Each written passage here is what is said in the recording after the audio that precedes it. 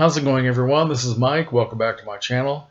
And I'd like to do a video, the first one in about 2 weeks, I think, continuing the theme of my last video, which was about being obsessive about certain actors, actresses, directors, and trying to be completist in getting every one of their films that we can find. So this week I would like to talk about a legendary actress, Miss Bette Davis, who is on the cover of this beautiful book, Bette Davis, Larger Than Life. And let's talk a little bit about her films. Now, I have quite a few of them, but I'm not a completist with Bette Davis, and I probably won't be, because some of her films I have not been able to find anywhere. And as yet, there are several of her films that she made during the 50s and 60s that are available, and I just haven't gotten around to buying them yet. So eventually I'm sure that I will. So let's talk a little bit about Bette Davis's career. Now, she was born in 1908. In the late 1920s, she was working as a Broadway actress and doing very well, getting a lot of attention. Now, in 1929, she was offered an audition for Universal Studios. Now, that was during the time when sound pictures were beginning to replace silent pictures.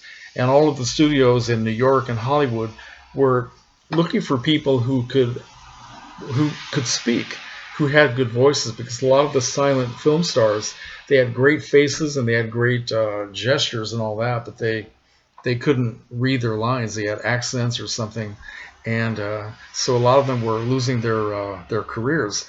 But so they wanted people who knew how to speak well as look good in front of the camera. So she won a contract with Universal Studios, and that was in 1930. So the first film she made at Universal in 1931, which I have in this sort of blank case here, was a film called Bad Sister, which I think you might be able to see here. Bad Sister. Now, this is not available commercially. I had to search this out in some bootleg thing, but it's actually a very good print. Bad Sister, she played the second female lead, did very well, although she's very repressed and she's not made up or photographed terribly well. It's also, I think, Humphrey Bogart's first film, so that's kind of cool to see him and see them working together. So she started out at Universal and made two other films at the studio, and then they seemed to be losing interest in her and they started loaning her out. So I don't have the second two films. One doesn't seem to be available anywhere, and one I just haven't bothered to pick up yet. So they started loaning her out, and the first time they loaned her out to RKO to do this thing called Way Back Home, in which she just played a kind of a sweet young thing. It's a very sweet, homey film, and not a lot of drama, but it's kind of interesting to see her in that atmosphere. Next, she was loaned out to do this film called Hell's House with Pat O'Brien, okay, which is kind of a crime drama, very low budget Poverty Row type studio, but she looks good in this. And then Universal dropped her. She thought that her film career was over, so she was packing up, getting ready to go back to New York, when she got a phone call from a great actor named George Arliss, who was legendary as a stage actor. He was now making films, quite a bit older than Bette Davis, but he asked her to come to Warner Brothers to audition for a film that he was going to make called The Man Who Played God. That was in 1932. So she went to Warner Brothers and did a very good job, and was so impressive that she was offered a contract with Warner Brothers, and she was there for the next 18 years. So that's when she had all of her legendary successes and Academy Awards, all this wonderful stuff. So I don't have a complete collection of what she did in the 1930s, but I do have quite a few things here. She started out doing a lot of supporting roles, and a lot of them were, some of them were prestigious films, like this one, The Rich Are Always With Us, starring the great Ruth Chatterton, also co-starring a man named George Brent, with whom Bette Davis would work many, many times in her career. But this was a very prestigious film because Ruth Chatterton, yeah, it's not easy to say, Ruth Chatterton was a big name actress at the time. So, but then she also started to do things like The Dark Horse, which was a low-budget programmer and one of many that she would do during the 1930s. And Warren William, Guy Kibbe, these things moved so quickly. They were sometimes only about 70 minutes long, if they were that long. Here's one she did with Spencer Tracy 20,000 Years in Sing Sing. How's that for a title? But it's nice to see the only time these two worked together. Okay. Then she did, this is one she really hated. She hated most of these low-budget films, and I actually think they're terrific. Parachute Jumper. Douglas Fairbanks Jr. and who else is in this?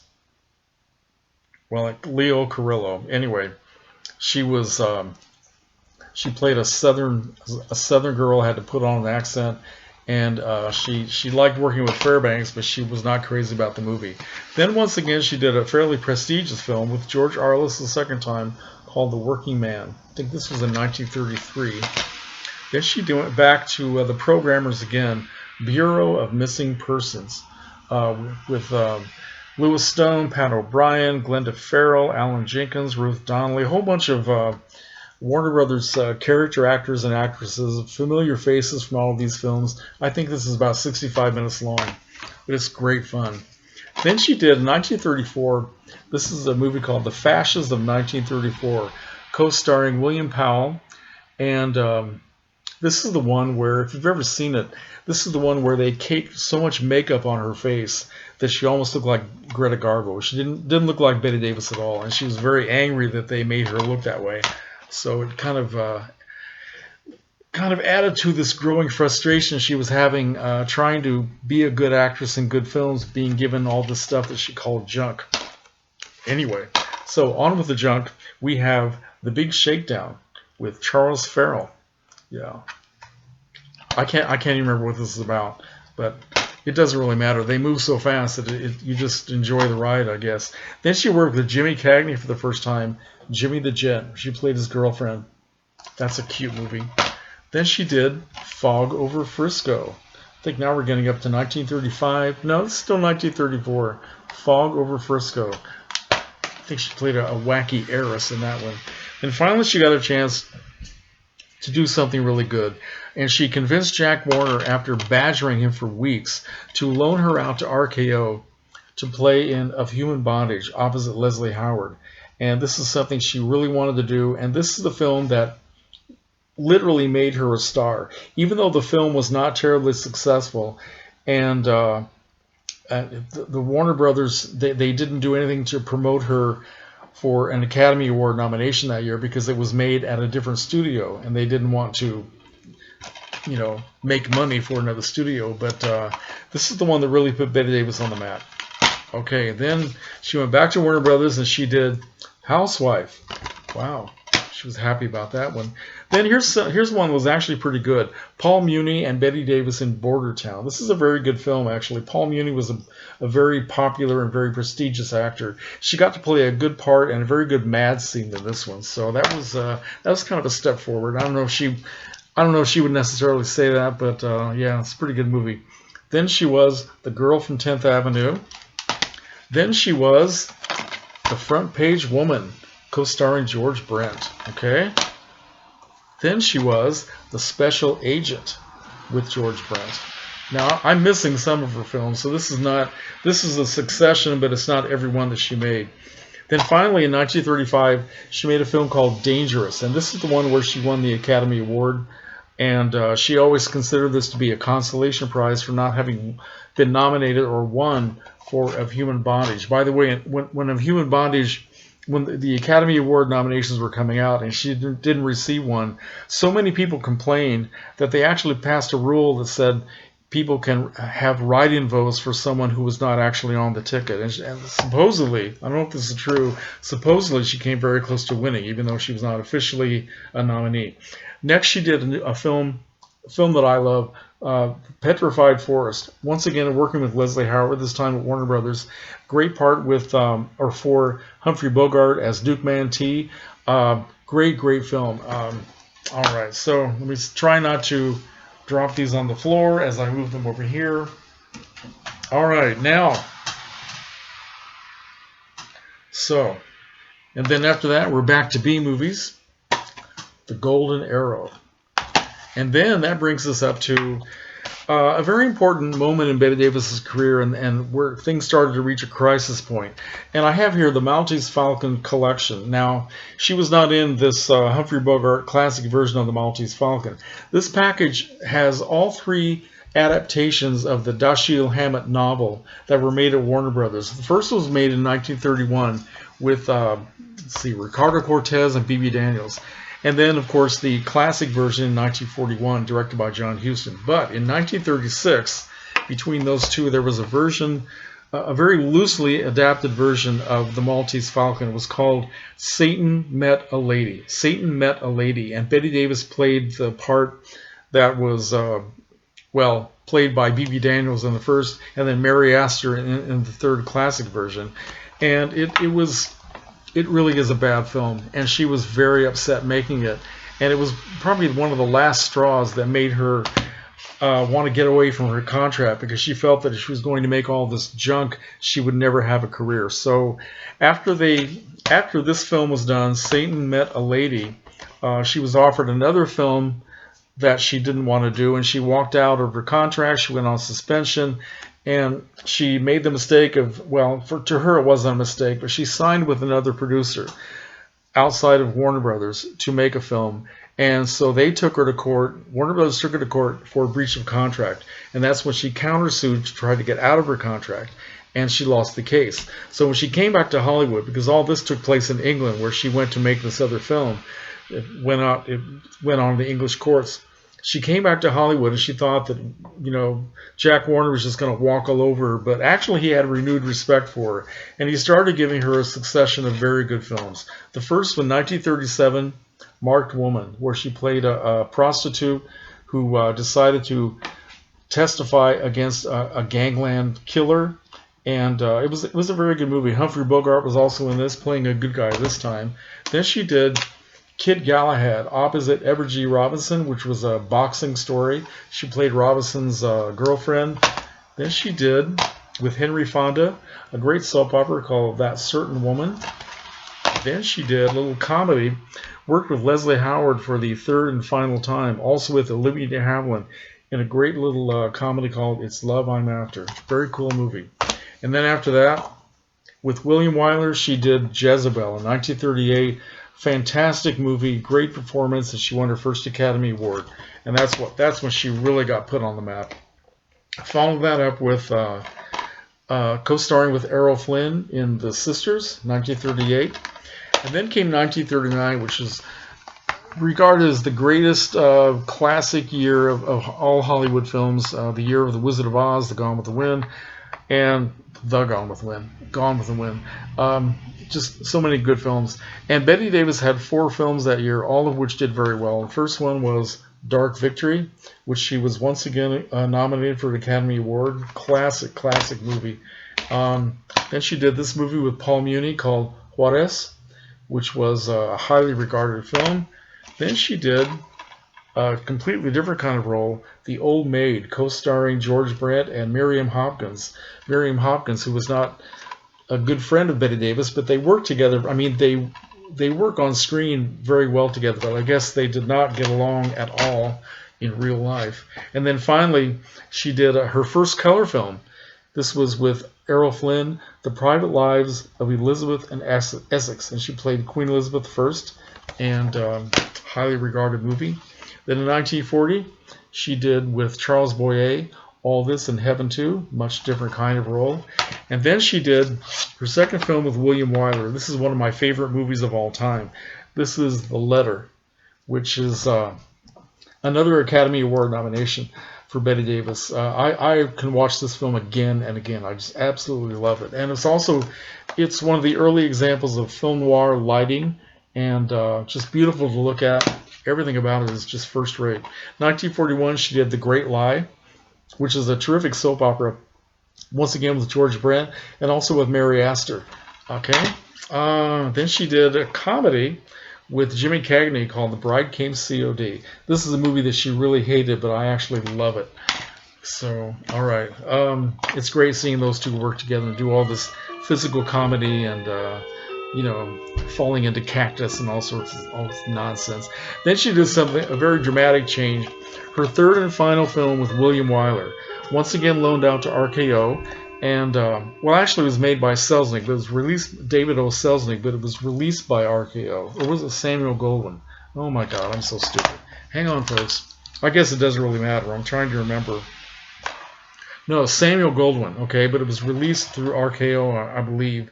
And The Little Foxes, which is a fantastic movie, not easy to watch. I mean, she really plays an evil character in this one. Regina Giddens, the Southern lady who is just cold as steel. And this was played on stage by Tallulah Bankhead. And Bette Davis, after seeing Tallulah Bankhead on stage, she thought Bankhead did it exactly as it should be done, and she couldn't think of any other way to play it. And so she was accused of doing an imitation of Tallulah Bankhead, which she wasn't, but she could not think of any other way to do it other than the way Tallulah Bankhead did it. So enormous clashes between Bette Davis and William Wyler during the making of this film. It was a very difficult time. And they had, at one time, had a great love affair. They loved each other very much. And this kind of finished their relationship, and they never worked together again. And then after doing this very dramatic film, she did another comedy called The Man Who Came to Dinner with Monty Woolley and Ann Sheridan. So it's a great little comedy. All right? Now, let's see. Try not to knock these over.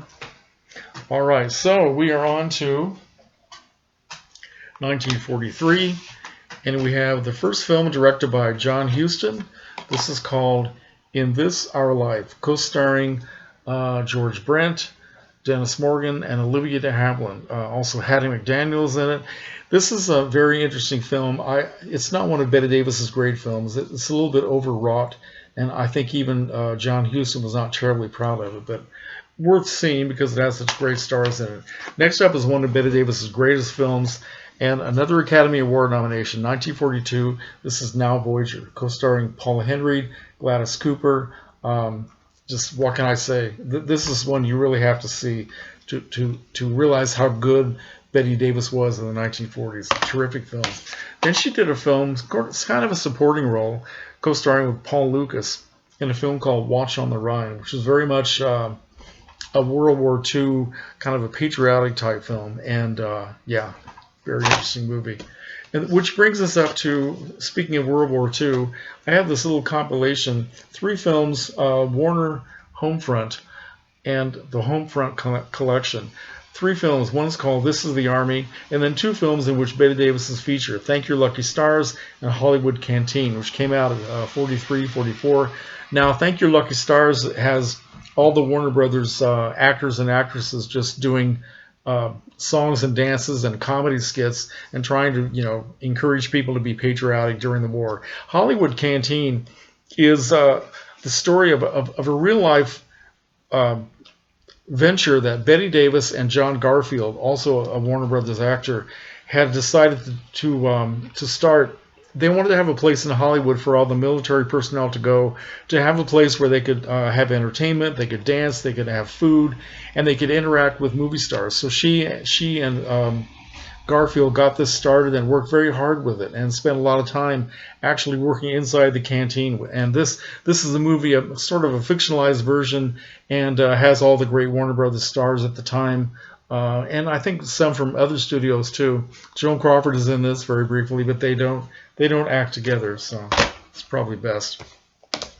Then back to the drama, once again co-starring with Miriam Hopkins. This is Old Acquaintance. Then we have once again starring with Claude Rains, who had been in Juarez. This is Mr. Skeffington, and I think I believe she had another Academy Award nomination for that. Then in 1945, she did this film called The Corn is Green. Now, I'm going to say that even though this is a prestigious film, it didn't do big box office like they had expected. Bette Davis, I believe, at this point, she was starting to decline. And after this, her fortunes at Warner Brothers would start to sort of wear off, I guess. Next, she did a film called A Stolen Life. It's co-starring Glenn Ford. Now, in this one, she played twins, one good, one bad. So that's an interesting idea. This was the first film that Bette Davis was one of the producers. Warner Brothers finally they worked out a deal where she wanted to have some control over the film she was making, being able to choose co-stars, directors, and all that sort of thing. So they gave her a chance to do that. She had her own production company. And this is the first and only time that she produced a film. This is not one of my favorite Bette Davis films. But again, it's worth seeing. She throws herself into it quite a bit. Next, we have a film called Deception, where she once again co-stars with Paul Henreid, who had been with her in now Voyager, and once again Claude Rains. It's kind of mixed results. It's definitely worth seeing, but it's not. Well, I don't know. I'm not crazy about it. And then in 1947, this was 1946. This was released 1947. She was off the screen for the whole year because that's when she gave birth to her daughter. And when she came back in 1948, she looked quite a bit different. She was starting to age a little bit. And she had 2 films that year that were not terribly successful. One is called Winter Meeting, in which she played a very repressed poet. Okay. And then finally she did this comedy with Robert Montgomery. It's called June Bride, which didn't do terribly well. And then we get to 1949, and I have this film here which doesn't have a cover. It's just one of these little plastic case things. It's called Beyond the Forest, 1949. This is a film that Bette Davis fought very hard not to have to do. She was very upset that they made her do this movie, but she ended up doing it. And it ended up being her last film at the Warner Brothers studio. She called up Jack Warner one night, and I think they had something like 2 more days to shoot, and she said, if you want this film finished, I want to be released from my contract. And he finally said, fine with me. I think he was just tired of fighting with her, they've been fighting for years, and they had finally just had enough of each other. So anyway, so after that she was on her own, and she made a film at RKO next. It was called Payment on Demand. The original title of this was The Story of a Divorce, co-starring Barry Sullivan. And before this was released, she had another chance to make a film at 20th Century Fox called All About Eve. Okay, now I have 2 DVDs of All About Eve, and I also have this nice little digibook with a Blu-ray. Ended up being one of the greatest comeback films of all time. Just a classic film. Bette Davis as Margot Channing, a Broadway actress who is trying to deal with aging, which is something that Bette Davis was dealing with in her own life. And she always said that there weren't that many comparisons to Margot Channing with her in real life. But I don't know. I guess I would argue with that because she seems to be almost playing herself. But co-starring Gary Merrill, who she would fall in love with during the making of this film. They would end up getting married. Had people like George Sanders, Thelma Ritter, Hugh Marlowe, Celeste Holm, Marilyn Monroe in a very, very small role. Just a classic film, which you have not seen All About Eve. Don't waste time. Please see it. Ann Baxter. Did I mention Ann Baxter? She's the one who played Eve, so she was the second bill. Bette Davis was again nominated for Best Actress, and so was Ann Baxter, which Bette Davis always thought maybe that Ann Baxter being nominated for the same film sort of canceled her chances to win, but that year it was Judy Holliday. So anyway, so then we have in 1951. By this time, Bette Davis is married to Gary Merrill. They went to England to make this film called Another Man's Poison, which is a murder mystery. And she gives a very good performance. It's not nearly. She looks a lot like she did in All About Eve, but it's not nearly as good of a film as All About Eve. But definitely worth seeing. One of the producers was Douglas Fairbanks Jr. Then in 1952, another Academy Award nomination for a film called The Star, in which she played opposite Sterling Hayden, and Natalie Wood played her daughter. She plays an actress who has fallen on very hard times and is trying to resurrect her career and also resurrect her life, her personal life. A very good film. Supposedly this was originally written for Joan Crawford, with Crawford in mind, doing a lot of throwing in a lot of mannerisms and language that Crawford would use in her real life, and Bette Davis was not terribly happy about that, but she threw herself into this and got an Academy Award nomination. Now in the 1950s, I don't have a lot of her films, so this was 52. Now we're getting up to 1956, and this is The Catered Affair, which I think is a really good film. It was put out by it was made at MGM, co-starring Ernest Borgnine, who played her husband. Debbie Reynolds was her daughter. Barry Fitzgerald was in it. She plays a Bronx housewife with very working class. Her husband is a cab driver, and the drama is her daughter, Debbie Reynolds, is going to get married, and the mother is determined to give her daughter a big, beautiful wedding, spending all of the money that the husband has saved up, and angering the daughter and her boyfriend because they just want to get married very quietly and then go off on a honeymoon. And so that's where all the drama comes from. And I like this movie a lot. I like seeing Bette Davis playing this character. So then we have a small part where she plays, I think, where does she play? The Queen of something or other. Oh, well, it doesn't matter. John Paul Jones. She plays the Queen of something. I can't remember. Then she has a small part as Alec Guinness's mother in The Scapegoat. Very, very interesting supporting role. And then we get up to the 1960s. She did this big studio film, Pocketful of Miracles, with Glenn Ford, let's see, Peter Falk, Hope Lang, Arthur O'Connell.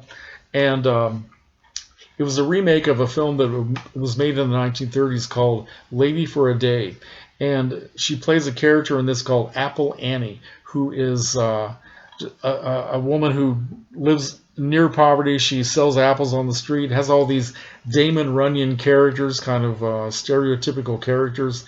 And her daughter is played by Anne Margaret. Now, her daughter has been living in Europe since she was a child, going to a convent school, and now she's coming back to America to meet her mother. And Apple Annie wants to try to make herself into someone else so that she can impress her daughter. So that's the story. This was not a big success. But anyway, after that, she did have a big success in Whatever Happened to Baby Jane, co-starring Joan Crawford, directed by Robert Aldrich. Great, great, great movie. I could watch this again and again and again. Crawford is very, very good. They may not have liked each other in real life, but they made a hell of a movie together. Whatever Happened to Baby Jane. And Bette Davis's final Academy Award nomination, which she feels that Joan Crawford fought against her and fought against her winning, so she never forgave her. But that's you all know about that drama. Next, she made a film directed by Paul Henreid, of course, whom she had worked with twice. Dead Ringer, very good old-fashioned mystery. Once again, she plays twin sisters. One kills the other. Bette Davis, Carl Malden, Peter Lawford. Gene Hagen is in it. Very good movie. Very good movie. And then we have Hush, Hush, Sweet Charlotte. Once again, directed by Robert Aldrich, who had directed Baby Jane. Co-starring Joseph Cotten, Olivia de Havilland. Let's see. Agnes Moorehead is in it. Very, very good movie. Now, Joan Crawford was supposed to co-star in this, and she started working on it, and all kinds of drama went on, and Crawford dropped out and was replaced by Miss de Havilland, who was a good friend of Bette Davis's. So that was a much more pleasant working atmosphere. And then we have a couple of films she made at Hammer Studios in England. The Nanny, which is pretty good. Then this very strange movie called The Anniversary, which I've only watched this all the way through once, and she plays a very, very unlikable character in that movie, but I need to watch that again. Then here's another film that I have that's in a little plastic case, an English film called Connecting Rooms, in which she co-stars with Michael Redgrave. And then we have this horror film directed by Dan Curtis in the 1970s called Burnt Offerings, co-starring Oliver Reed and Karen Black. Bette Davis is really a supporting character in this, but it's a pretty freaky movie.